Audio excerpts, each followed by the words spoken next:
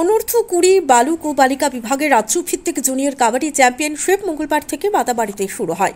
3 দিনব্যাপী এই আসরের উদ্বোধন করেন অর্থমন্ত্রী প্রণজিৎ শেখর রায়। উপস্থিত ছিলেন বিধায়ক অভিষেক দেবরায়, মাতাবাড়ি পঞ্চায়েত সমিতির চেয়ারপারসন শিল্পী দাস, ত্রিপুরা অলিম্পিক অ্যাসোসিয়েশনের চেয়ারম্যান রতন সাহা, সম্পাদক সুজিত রায় প্রমুখ।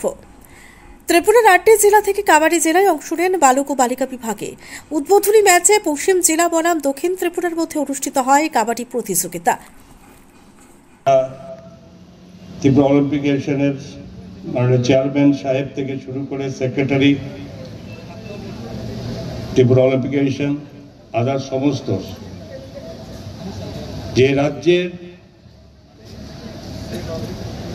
যেভাবে এই কাবাডি খেলাকে, এই টুর্নামেন্টকে একটা স্থানে এসে পৌঁছানোর চেষ্টা করেছেন এবং এখান থেকে শুরু হচ্ছে যে আগামী দিন এটা শুধুমাত্র রাজ্যের সীমাবদ্ধ থাকবে না,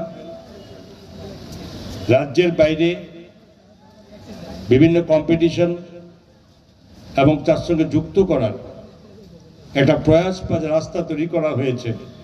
এটা স্বাভাবিকভাবেই এখানকার যারা এই খেলাটাকে এটা অনেক বেশি